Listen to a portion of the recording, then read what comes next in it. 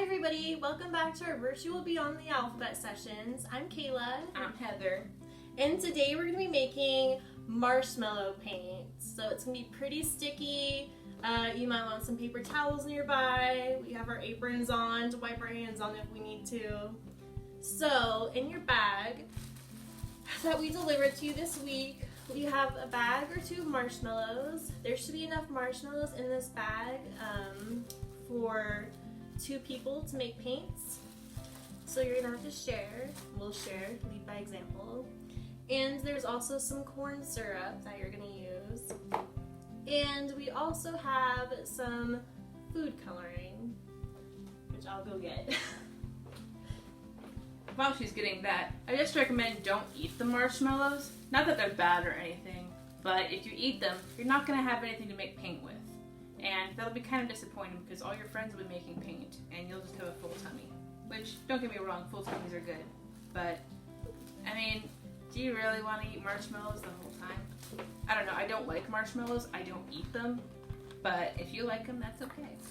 I've been snacking on marshmallows, but yeah, I'm gonna have to show some self-control and not eat all of these so that Heather and I can make paint together. Yeah. Okay, so you also got food coloring in your bags, and we're gonna use these this week, and you're also gonna want to save these for next week. Ooh! Or upcoming future crafts. That's true. So, in some of them, we got like the primary colors, red, yellow, blue, and green. That was what was in them. And this is another type of green, pink, orange, and purple. So you might have some different colors in yours, but this is what we have. Okay, so you're gonna want to start by getting a big bowl, like way bigger than you think that you need, because we're gonna microwave these marshmallows and they're gonna get huge when they microwave. So we'll start off by splitting the marshmallows. Okay.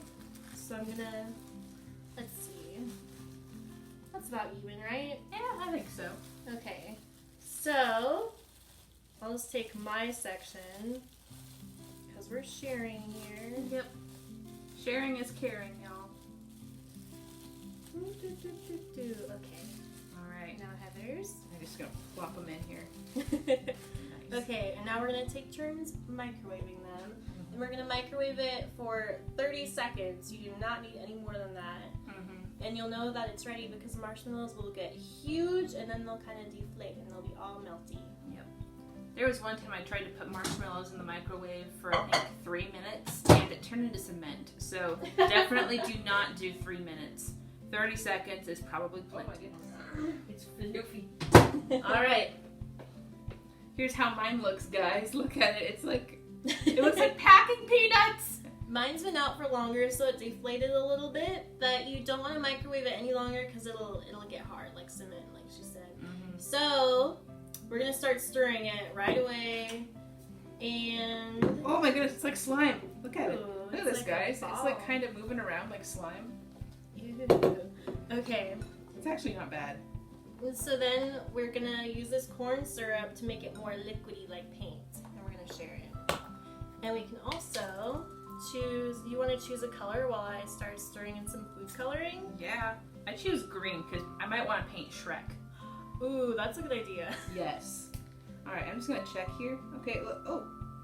So, some of the like coloring is going to look a little darker, but once you put the coloring in, it'll look about right. Alright. So is the rest of this for me? We'll see. Let's Alright. take a spoon at a time each, and we'll kind Alright. of figure it out. It's gonna be like a kind of a thick paint, you know? Oh my goodness, it is like slime, and this is like the activator or something. I have made so Yeah. much slime in my life. Marshmallow slime. I tried to make pudding slime once. Oh, no. That was nasty. Kool-Aid It's slime. Okay, yeah, we need more of this. Oh yeah, for certain. Oddly enough, the chocolate pudding slime did not taste good at all. Really? No. Something about it was just gross. That's disappointing. Yeah. So I think, ooh, you're gonna end up with kind of like a little bit of chunks in here from the marshmallows no matter what. They get all kind of hard and sticky like after you warm them up. but there's still all this liquidy stuff that's good for using in your paint. So I'll do purple. Okay, I'm doing green because Shrek. Now, when my sister was little, she used to add coloring into just about anything because we would make frosting. Mm-hmm. And unfortunately, she had no idea where to stop. Ooh. And so she would put half the bottle in, and our tongues would turn purple after eating the frosting. But, you know, it made her happy, so I wasn't like, super worried. Like, out of all the things that could happen, a little bit of extra food coloring isn't necessarily a bad thing. Yeah, you don't want to use too much because a little bit will definitely go a long way. Mm-hmm. Okay, so this is what is going on in here right now. Ooh. So I know that it looks gross because there's like this chunk of like hard marshmallow shells or something. I don't know what's going on over there. But this part you can all use for some of your paint, and you want to make sure that you use it right away. Don't like save it because it'll just get sticky and hard and ruined. Okay. So Thanks, dang it! no, yours is going way better. Look, I may have added a little bit extra. I don't know. I think because I waited too long to stir mine. That could be. Yeah. But see, I have I've got a lump, but it's okay. It's 'Cause okay. I still have this stuff that's usable. Yeah. So we're gonna take some paper now. And we're gonna draw something. Is that what's? Yeah. All right. So I also included paintbrushes in your bag. So I'm gonna remember how to draw Shrek. get some marshmallow on my paintbrush. Ooh. I don't know what I'm gonna draw. Draw a flower. I will draw a flower. All right. So I haven't like drawn Shrek in a while, and I've never used like marshmallow paint or any kind of paint for that matter. I haven't used marshmallow paint before to draw Shrek. No. How weird. I've typically used like colored pencils, or I have an app on my iPad called Procreate that lets me do that. And I have an Apple Pencil that makes it fun. You could also try painting on, I don't know, toast or cookies. That's true. They recommended bread or toast on Pinterest, but I feel like that might be weird. I think a cookie might go better. Oh yeah. Yeah, just like a plain sugar cookie or your favorite kind of cookie, and then It might be hard to do it on like a chocolate chip cookie, but yeah, some bumps. yeah. But you know what? As long as you're happy with it, I don't think it matters what you draw on. Just don't draw on the walls. That's where it really matters, where you draw on. It's like, I don't know, it's like paint frosting. Yeah. Painty marshmallow frosting. Are these Shrek's ears, or are they like antenna? I don't know. I think they're his antenna that he also uses as ears. I never remembered him using them as like antenna or anything like that in the movies. Do you guys know what Shrek is? It's like the best movie ever. Amen. My daughter, she's 4 and she is afraid of Shrek. It's very disappointing. Your daughter is wrong. Yeah, I know. She used to love it, and then I don't know what happened. Just one day she's like crying because Shrek is too scary. It's I don't okay. know where it went wrong. When I was little, I was afraid of the Grinch because I thought he looked Me kind of too. creepy.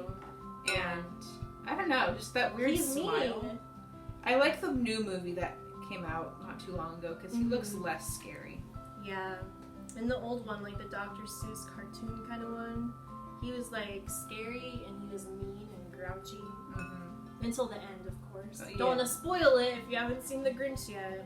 But There's also like a Grinch Halloween cartoon that I was deathly afraid of. I remember that. Yeah. Yes. I did not like it. Okay, so let's see. Alright. I think this is going pretty well. I've got like, I'm not done yet coloring the petals, but I've got like a lavender little flower going on here. So I used the bottom part of my paintbrush to kind of draw a smile, but it looks kind of terrifying. So here's Shrek. So I'm just gonna turn the picture away so that he doesn't scare you guys. Maybe you could use some of my paint if you want to like color some eyes or mouth on him. I don't know. I think this is as good as he's gonna get. Okay, that's fair enough. But yeah, And it's already starting to dry a little bit, so you're gonna want to use it quickly. yeah. I wonder, maybe we'll experiment. That way you guys don't have to and ruin it. I wonder what will happen if we put a little bit of water in this. That's what I was thinking. Okay, we'll experiment and we'll let you guys know so that way you don't have to ruin your paint if it doesn't work out. Yes. me see here. Ah, okay. Ah! Oh, How did it work? well, Oh, is it soup? it's something. Alright, I'm also going to do a little bit of an experiment because I know you guys are going to want to do this. I'm going to add little bits of every color in here just to see what the color is going to look like. I'm pretty sure it will look brown, but yeah. So I just added some orange. I'm adding, I think, some neon pink. This is either going to be the best color in the world or the worst color in the world. Yes. I added a little too much. I'm going to steal this purple from you. Yes, go ahead. I know we're supposed to share, but I'm going to steal. Don't steal, kids. Stealing is bad. Oh, that is goopy. Alright. So this is how it's looking right now. I added it in there, and here we go. And here's my... I poured just like a splash of water in there, and then I immediately like dumped most of it out because it was way too much. And you're probably going to want to use warmer water if you decide to do this, because the cold water will like freeze the marshmallow. Not literally freeze it, but it'll get stuck and get hard right away.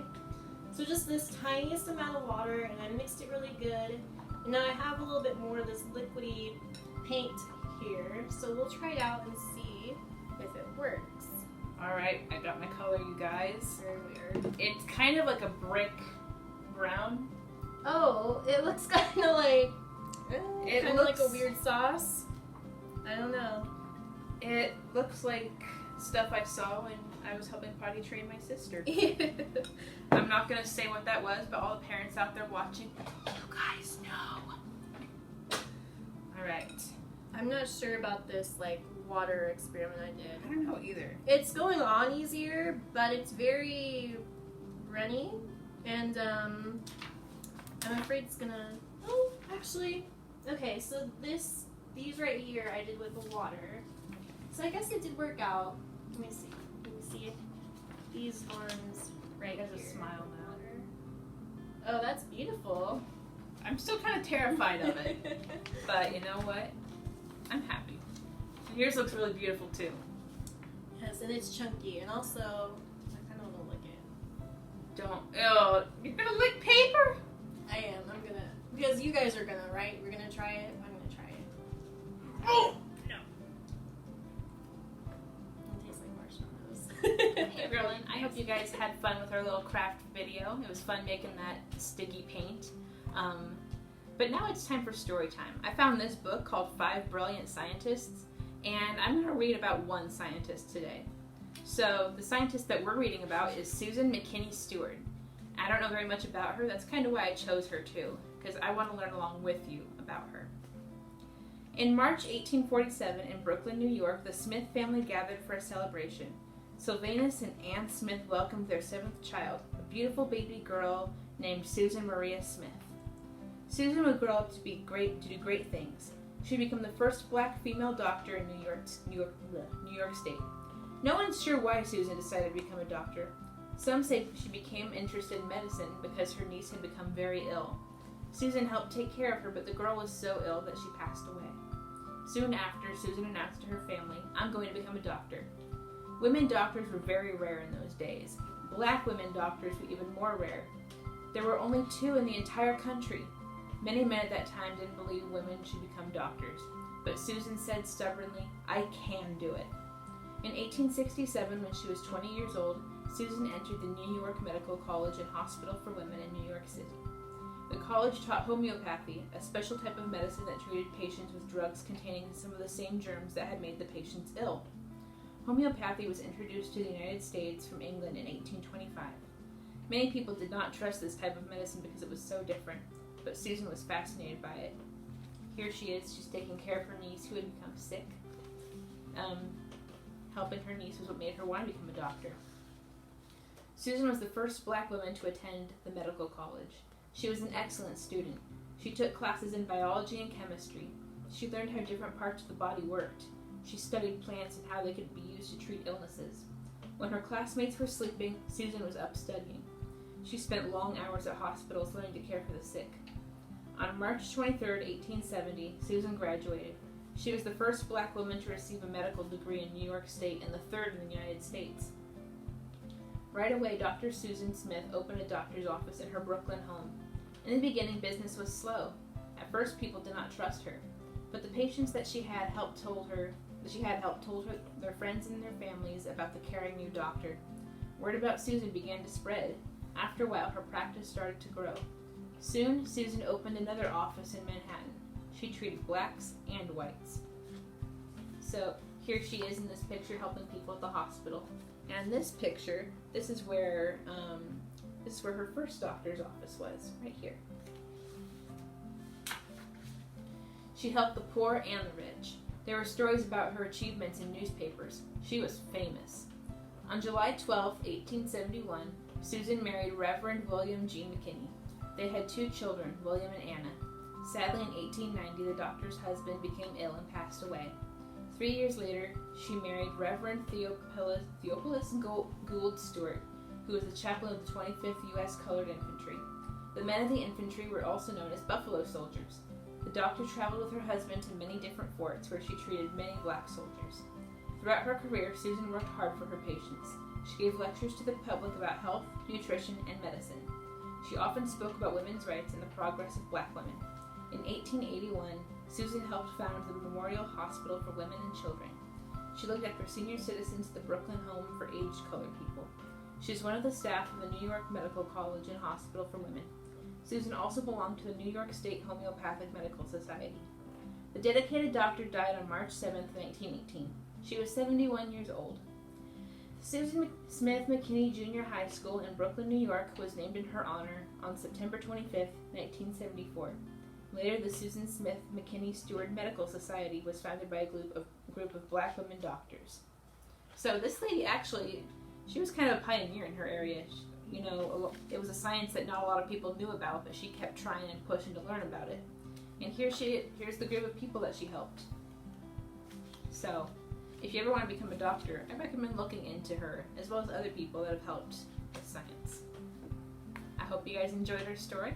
Have a great day!